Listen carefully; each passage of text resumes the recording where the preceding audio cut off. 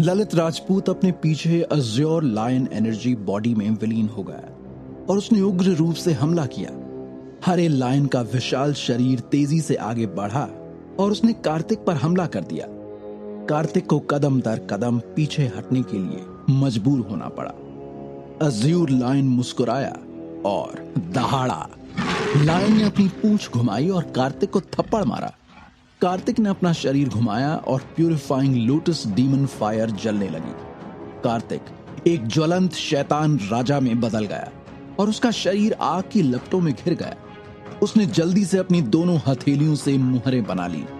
उसे याद आया कि जब वो स्वर्ग में घूम रहा था तो उसने ताड़ की तकनीक का एक सेट भी सीखा था जो लायन को वश में करने में माहिर था।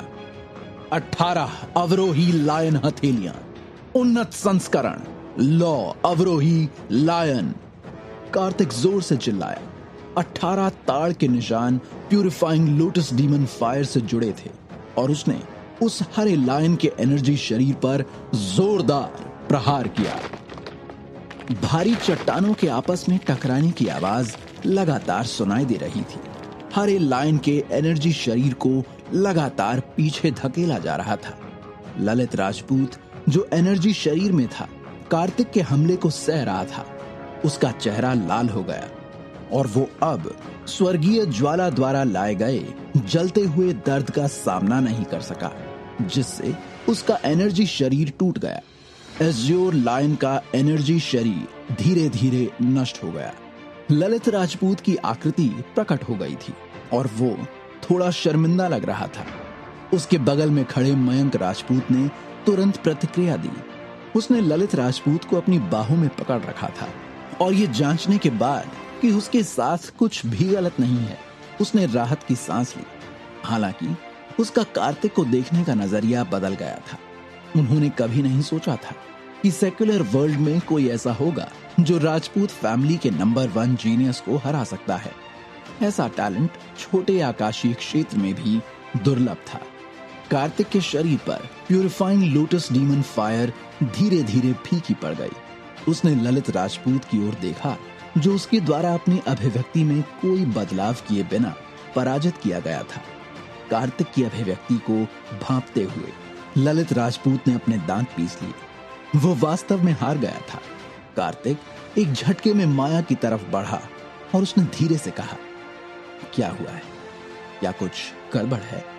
ऐसा इसलिए था क्योंकि उसने देखा कि माया अजूरे लायन के दबाव से पीड़ित हो गई थी। इसलिए वो युद्ध को शीघ्र समाप्त करना चाहता था।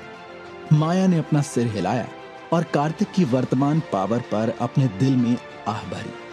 3 साल पहले वो काफी ज्यादा कमजोर था और उसे अपनी देखभाल करने के लिए माया की जरूरत होती थी, लेकिन अब बात अलग थी। वो इतना पावरफुल हो गया था। उसके और कार्तिक के बीच का अंतर इतना बड़ा था। अगर कार्तिक की मदद ना होती तो जायसवाल ग्रुप वो हासिल नहीं कर पाता जो उनके पास आज है। और साधना की बात करें तो अगर कार्तिक ना होता तो माया भी इस अवस्था तक नहीं पहुंच पाती। ये कहा जा सकता है कि माया के पास अब जो कुछ भी था वो सब कार्तिक ने ही उसे दिया था। माया थोड़ी उदास थी, लेकिन कार्तिक को अपनी भावनाओं का पता नहीं चलने देने के लिए वो अभी भी उस पर मुस्कुरा रही थी। कार्तिक को तभी आराम महसूस हुआ जब उसने देखा कि माया ठीक है। वो माया के खिलाफ बचाव के लिए कुछ तैयार करना चाहता था, नहीं तो भविष्य में जब वो माया की तरफ से लड़ने के लिए नहीं होगा तो माया को बहुत परेशानी होगी। ललित राजपूत ने पीले चेहरे के साथ कई बार खांसी की। उसने बहुत देर तक कार्तिक को देखा और वो बिल्कुल भी शांत नहीं हो सका।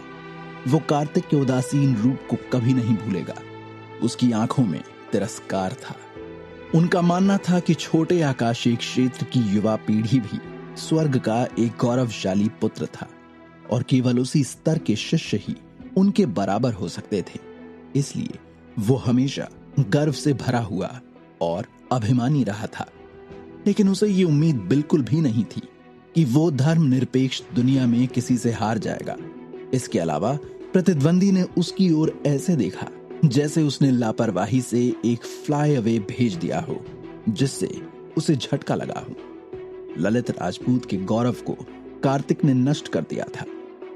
वहीं रुक जाओ, ललित राजपूत चिल्लाया जब उसने देखा कि कार्तिक फिर से जाने वाला था। कार्तिक ने मुड़कर उसकी तरफ देखा। उसने उदासीनता से कहा, अब क्या हुआ है? तुम अभी भी उस पंच का बदला लेना चाहते हो? चलो वापस जाओ और अच्छे से अभ्यास करके वापस आओ। ललित राजपूत घबरा गया और हताश हो गया। इस व्यक्ति ने सच में कई बार उसकी उपेक्षा की थी। अगर तुम बहुत पावरफुल हो तो भी मैं तुम्हें एक मौका जरूर दूंगा, ठीक है?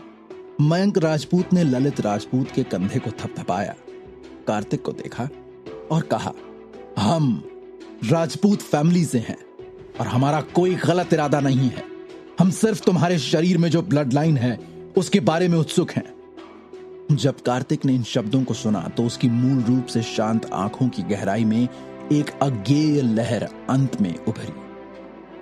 युवक, हमारा कोई गलत इरादा नहीं है, नहीं तो मैं बहुत पहले ही हमला कर देता अगर तुमने मेरे युवा मालिक को मारा होता, मयंक राजपूत ने कहा। ललित राजपूत, उसे मत मारो। साफ शब्दों में कहें तो उसे दंडित करना चाहिए था। हालांकि उसने पूरी प्रक्रिया को अभी अभी अपनी आंखों के सामने देखा था। ललित राजपूत कार्तिक के लिए एक सही मैच नहीं था। इसके अलावा वो कार्तिक की पहचान के बारे में भी बहुत उत्सुक था। उस तरह की ब्लड लाइन वाले लोग आम लोग नहीं होंगे। ऐसा इसलिए है क्योंकि आपने कोई कदम नहीं उठाया, इसलिए मैंने भी इस बार अपने कदम पीछे हटा लिए। अगर मयंक राजपूत ने हमला किया तो शायद वो इसे इतनी आसानी से नहीं कर पाएगा। वो एक डिवीजन स्पिरिट फेज योद्धा था और अब उसके पास वापस लड़ने की पूरी पावर नहीं थी। आखिर उनके बीच दो प्रमुख लोगों का अंतर था। बेशक उसके पास एक बैकअप योजना थी। मयंक राजपूत थोड़ा स्तब्ध था। उसने कार्तिक से यह जानने की उम्मीद नहीं की थी कि वो क्या सोच रहा है, क्योंकि आपकी ब्लड लाइन पूरी तरह से जागृत नहीं हुई है। मुझे नहीं पता कि ये किस प्रकार की ब्लड लाइन है, लेकिन ये कुछ असाधारण तो जरूर होना चाहिए, मयंक राजपूत ने गंभीर स्वर में कहा। कार्तिक अचल रहा। वो नरसिम्हा ब्लड लाइन के बारे में जानता था। यही वो नाम था जो उसे ब्लड लाइन की विरासत की याद में बताया गया था। अगर मुझे कार्तिक की ब्लड लाइन के बारे में पता चल जाए तो क्या मैं उसका बैकग्राउंड जान पाऊंगी? माया ने मयंक राजपूत को उत्साह से देखा। अगर वो कार्तिक के खून की उत्पत्ति को जान लेगी तो उसे उसकी उत्पत्ति का पता आराम से चल जाएगा। मयंक राजपूत ने सिर हिलाया। माया खुश थी कि वो आखिरकार कार्तिक के मूल के बारे में जान पाएगी, और सिर्फ वो ही नहीं, मयंक और ललित भी कार्तिक को लेकर काफी उत्सुक हो चुके थे। इतना ही नहीं, माया अब अपने खुद के पारिवारिक मूल और बैकग्राउंड को भी जान पाएगी। हालांकि कार्तिक ही था जिसने माया को खींचा और सीधे चेहरे से अपना सिर हिलाया। माया ने आश्चर्य से कार्तिक की ओर देखा। क्या वो उसकी पारिवारिक बैकग्राउंड के बारे में नहीं जानना चाहता था? मुझे जानने की जरूरत नहीं है। जब तक तुम यहां हो, मेरे पास और मेरे साथ, तब तक सब ठीक होगा, कार्तिक ने एक जटिल अभिव्यक्ति के साथ कहा। कार्तिक ने उसका बैकग्राउंड जानने से इनकार कर दिया। माया का दिल दुखा। कार्तिक अभी भी अपने दिल की बाधा से नहीं उबर सका था, क्योंकि कार्तिक जानना नहीं चाहता था। उसने और कुछ नहीं कहा। वो जानती थी कि कार्तिक वास्तव में सच्चाई जानने से डरता था, छोड़े जाने का सच। मयंक राजपूत और ललित राजपूत ने एक दूसरे को देखा। ये कार्तिक इस ब्लड लाइन की उत्पत्ति के बारे में नहीं जानना चाहता था। इसके अलावा वे किस बारे में बात कर रहे थे? वे कार्तिक के बैकग्राउंड के बारे में नहीं जानते थे, इसलिए वे समझ नहीं पाए। ब्लड लाइन का नाम ब्लड लाइन की स्मृति से विरासत में मिला था, जिसका अर्थ था कि कार्तिक को इसके बारे में पता था, लेकिन वो इसकी तलाश नहीं करना चाहता था। क्यों? यदि कार्तिक की ब्लड लाइन जागृत होती तो वे स्पष्ट रूप से समझ पाते कि ये किस प्रकार की ब्लड लाइन है। और इस समय अचानक कार्तिक, ललित राजपूत और अन्य के आसपास सभी दिशाओं में काली कारें रुक गईं। कार्तिक ने काली विशिष्टताओं को देखा और उसे पता था कि उसे कौन ढूंढ रहा है। उन लोगों में से एक ने एक कार से उतरकर कार्तिक ललित राजपूत और अन्य को बेबसी से देखा। कार से उतरे लोगों ने युद्ध के निशानों की गंदगी को देखा और उनके सिर में दर्द होने लगा। क्या आप लोग नहीं जानते कि सेकुलर वर्ल्ड में लड़ना नियमों के खिलाफ है? जो व्यक्ति आया वो मुंबई सिटी से ग्रुप का नेता गौतम वागले था। उसने महसूस किया था कि पुणे शहर में ग्रुप में स्पेस आर्टिस्ट लड़ रहे थे, इसलिए वो दौड़ पड़ा और जल्दबाजी में यहां आ पहुंचा। हालांकि उसने ये उम्मीद नहीं की थी कि उनमें से एक कार्तिक था और दूसरा राजपूत फैमिली का व्यक्ति था जिसने उन्हें विनाश को पकड़ने में मदद की थी। उन्होंने वास्तव में मारपीट का आदान प्रदान किया था। ये वाकई अटपटा था। लायन ग्रुप के उच्च अधिकारियों ने कार्तिक को बहुत महत्व दिया और लायन ग्रुप ने भी छोटे आकाशीय क्षेत्र में राजपूत फैमिली को बहुत महत्व दिया। गौतम वागले के लिए इस मामले से अपनी इच्छानुसार निपटना मुश्किल होगा। एल्डर गौतम, कार्तिक और ललित राजपूत ने एक ही समय में बात की। गौतम वागले ने सिर हिलाया और असहाय होकर दोनों की तरफ देखा। अगर कोई दूसरा योद्धा लड़ रहा होता तो वे उसे नीचे उतार सकते थे, लेकिन इस बार परेशानी का कारण खुद कार्तिक था, जिसने लायन ग्रुप में अभी अभी योगदान दिया था और जिसे उच्च अधिकारियों को अपना बनाना था और उसके करीब जाना था। साथ ही साथ राजपूत फैमिली थी, इस वजह से वो पीछे नहीं हट सके। आप में से कोई बताएगा कि आप लोग यहां लड़ाई क्यों कर रहे थे? कार्तिक ने कहा, विनाश मिकी पर हमला करना चाहता था।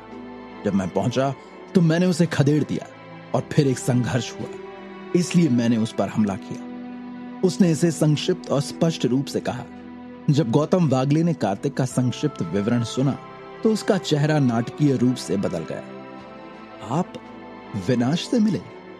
जिस आदमी ने लायन ग्रुप के हेडक्वार्टर को उल्टा कर दिया था वो वास्तव में पुणे शहर में दिखाई दिया था। उन्हें तुरंत इस बारे में हेडक्वार्टर को रिपोर्ट करना पड़ेगा। कार्तिक ने सिर हिलाया। मैं एल्डर गौतम को सलाह देता हूं कि कोई और प्रयास बर्बाद ना करें। वो इस बार बच जाएगा। वो एक निश्चित मात्रा में पावर हासिल करने से पहले प्रकट नहीं होगा। मैं उसे किसी और से बेहतर जानता हूं। जो आपको सबसे ज्यादा समझते हैं वो आपके दुश्मन ही तो होते हैं। गौतम वागले थोड़ी देर के लिए चुप रहा, लेकिन फिर भी उसने कार्तिक के पास जाने से पहले स्थिति की सूचना कार्तिक को दे दी। अगर विनाश से संबंधित कुछ भी पता चलता है तो आप हमें तुरंत बताइएगा। अभी लायन ग्रुप विनाश के सवाल पर पूरा ध्यान दे रहा था। कार्तिक ने सिर हिलाया और कहा, चिंता मत करो, मुझे उम्मीद है कि वो किसी और को इतनी जल्दी नहीं दिखेगा और काफी टाइम तक गायब ही रहेगा। अगर हम उसे बाहर रहने देंगे तो देर सबेर कुछ बुरा तो होकर ही रहेगा। विनाश वो था जिसने दुर्भाग्य को आकर्षित किया। अगर उसे इस तरह बाहर रहने दिया जाता तो देर सबेर कुछ भयानक होता। माया ने कार्तिक की बाह पकड़ ली। उसकी आंखें चिंता से भर गईं। वो विनाश, उसे तुमसे किस तरह की गहरी दुश्मनी है और क्यों? कार्तिक ने आह भरी। वो तब था जब वो अमर क्षेत्र में था। प्रतीत होता है उज्जवल और असीम अमर क्षेत्र वास्तव में भयानक अंधेरे पक्षों में से एक था। विनाश उनमें से एक था। वो एक अमर और शैतान की तरह था जो तब तक आराम नहीं करेगा जब तक उनमें से एक की मृत्यु नहीं हो जाती। ये कार्तिक और विनाश के बीच का संबंध था। उसने विनाश की योजना को अनगिनत बार बर्बाद किया था और उसे बार बार हराया था। ये पहले से ही विनाश को हड्डी से नफरत करने का कारण बना था। उसने कभी नहीं सोचा था कि पृथ्वी पर आने के बाद भी अमर लोक में विद्वेष यहां लाया जाएगा। चिंता मत करो, कुछ नहीं होगा। कार्तिक ने धीरे से माया के चेहरे को सहलाया और धीरे से कहा, उसके और विनाश के बीच का रिश्ता बहुत जटिल था। वो चंद शब्दों में अपनी बात समाप्त नहीं कर सकता था। माया जानती थी कि कार्तिक नहीं चाहता था कि वो उन खतरों के संपर्क में आए। उसकी कम पावर के कारण वो केवल अपना सिर हिला सकती थी। क्या कार्तिक का डर सही साबित होगा? क्या फिर से विनाश माया पर हमला करेगा? या गौतम वागले और लायन ग्रुप अब कुछ ऐसा करेंगे जिससे कार्तिक और विनाश फिर आमने सामने होंगे?